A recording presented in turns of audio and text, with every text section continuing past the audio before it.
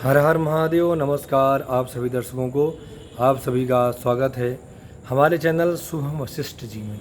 यदि आप मेरे चैनल में पहली बार आए हैं तो चैनल को सब्सक्राइब जरूर करें, वीडियो को लाइक करें और अधिक से अधिक शेयर करें।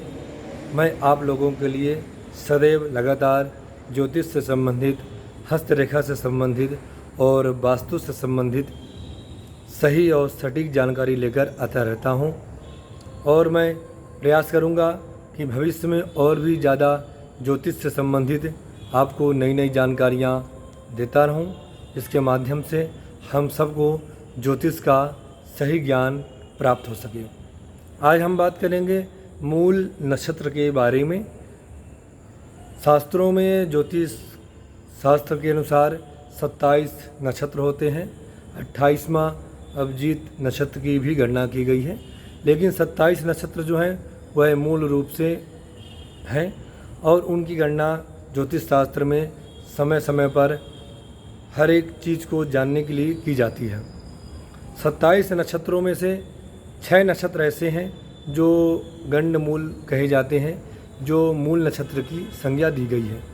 इन 6 नक्षत्रों में यदि किसी बालक का या बालिका का जन्म होता है तो उसके साथ एक विशेष घटना, एक विशेष चीज़ें घटित होती हैं।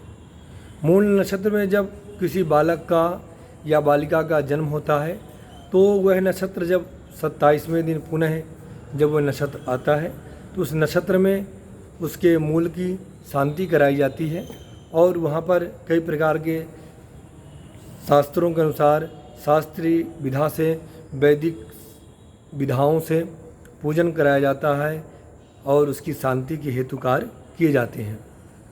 हम जो 6 नक्षत्र मूल नक्षत्र हैं उनके चरणों के विषय में जानेंगे कि किस चरण में जन्म होने से क्या होता है, क्योंकि एक नक्षत्र में 4 चरण होते हैं और 4 चरणों में जन्म होने का एक अपना अलग ही महत्व है, एक अलग ही उसका विचार है, उसका एक अलग ही फल है। 6 नक्षत्र हैं। पहला नक्षत्र अश्विनी नक्षत्र है, दूसरा मघा नक्षत्र है, तीसरा ज्येष्ठा नक्षत्र है और चौथा रेवती नक्षत्र है और 5वां अश्लेषा नक्षत्र है और 6वां जो है मूल नक्षत्र है। ये 6 नक्षत्र ही गंडमूल नक्षत्रों की संज्ञा में आते हैं। ये 6 नक्षत्रों को ही गंडमूल नक्षत्र कहा गया है। जैसे अश्विनी नक्षत्र के यदि प्रथम चरण में जातक का जन्म होता है तो वह पिता के लिए कष्टदायक होता है, पिता को कष्ट होता है। दूसरा, यदि अश्विनी नक्षत्र के द्वितीय चरण में जातक का यदि जन्म होता है तो जातक सुखी होता है, ऐश्वर्यवान होता है। और यदि तृतीय चरण में अश्विनी नक्षत्र के जन्म होता है तो जातक बड़े पद को प्राप्त होता है। चतुर्थ चरण में जन्म होता है जब जातक का अश्विनी नक्षत्र के, तो राजा के समान सुख, राजा के समान वैभव, राजा के समान ऐश्वर्य प्राप्त करने वाला होता है। अब हम बात करते हैं मघा नक्षत्र के, कि मघा नक्षत्र के जो 4 चरण हैं उनमें जन्म होने से क्या होता है। यदि मघा नक्षत्र के प्रथम चरण में जातक का जन्म होता है तो माता को कष्टदायी होता है, माता के लिए कष्ट होता है। द्वितीय चरण में यदि मघा के जन्म होता है तो पिता को कष्ट होता है उसके जन्म के बाद। यदि तृतीय चरण में मघा नक्षत्र के जन्म होता है तो जातक सुखी होता है।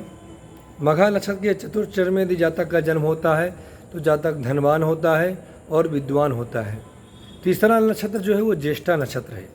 ज्येष्ठा नक्षत्र के यदि प्रथम चरण में यदि जातक का जन्म होता है तो वह अपने बड़े भाई के लिए कष्टदायक होता है, बड़े भाई को उस समय कष्ट होता है या जातक बड़े भाई के साथ सही प्रकार से तालमेल नहीं बैठा पाता है।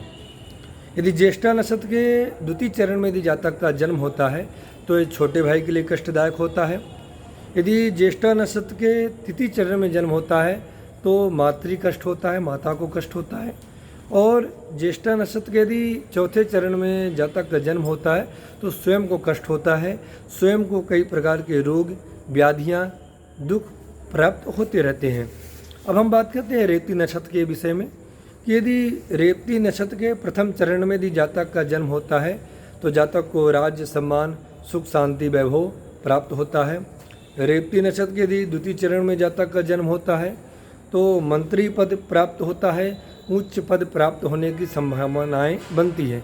यदि रेवती नक्षत्र के तृतीय चरण में यदि जातक का जन्म होता है तो धन सुख की प्राप्ति होती है, वैभव की प्राप्ति होती है।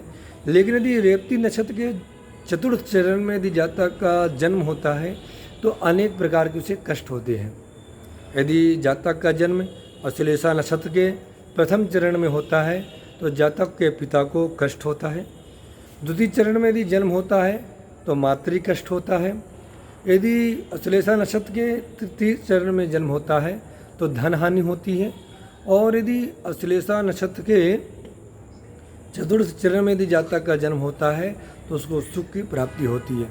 अब हम बात करेंगे जो छठवां नक्षत्र जो मूल नक्षत्र है, जिसमें चारों चरण में जन्म होने से जातक को अनेक अनेक फल प्राप्त होते हैं। हर एक नक्षत्र में जो 6 नक्षत्र हैं मूल के, उनमें जन्म होने के अनेक अनेक फल हैं। मूल नक्षत्र के यदि प्रथम चरण में जातक का जन्म होता है तो शुभ होता है। यदि मूल नक्षत्र के द्वितीय चरण में यदि जातक का जन्म होता है तो धन हानि होने की संभावनाएं बनती हैं। चतुर्थ चरण में यदि जातक का जन्म होता है तो पितृ कष्ट होता है। और यदि तृतीय चरण में तीसरे चरण में यदि जातक का जन्म होता है मूल नक्षत्र के तो मातृ कष्ट होता है। हमने जो अभी बात की ये 6 नक्षत्रों के विषय में बात किया। ये मूल संज्ञक नक्षत्र हैं, गंडमूल इन्हें कहा जाता है। इनमें जन्म होने से जातक को 27वें दिन घर से बाहर निकाला जाता है। 27वें दिन जातक के जो पिता होते हैं वो जातक के मुख का दर्शन करते हैं। 27 प्रकार की औषधियों के द्वारा और घड़े में 27 छिद्र कर स्नान कराया जाता है माता और पुत्र को, दोनों को एक साथ। शास्त्रों में इसकी बड़ी एक लंबी विधा है, बड़ी एक लंबा इसका संस्कार का प्रयोग है। आपके घर में भी यदि गंडमूल नक्षत्र के अंतर्गत किसी जातक का जन्म हो तो निसंदेह आप उसकी शांति जरूर कराएं। इसका प्रभाव शुभ और अशुभ दोनों पड़ता है। जो हमने बताया अलग अलग चरणों में जन्म होने का अलग अलग फल है। ये जरूरी नहीं कि मूल नक्षत्र के प्रथम चरण में जन्म हो गया तो वो भी कष्टदायक होगा, चतुर्थ चरण में जन्म हुआ तो वो भी कष्टदायक हो, ऐसी बात नहीं है। इन नक्षत्रों के चरणों के हिसाब से कष्ट होता है। इन नक्षत्रों के चरण के हिसाब से शुभ और अशुभ होता है। विशेष जानकारी को प्राप्त करने के लिए हमारे दिए गए नंबर पर आप संपर्क कर सकते हैं। व्हाट्सएप के माध्यम से आपकी समस्या का समाधान करने का प्रयास किया जाएगा। हर हर महादेव। नमस्कार आप सभी को।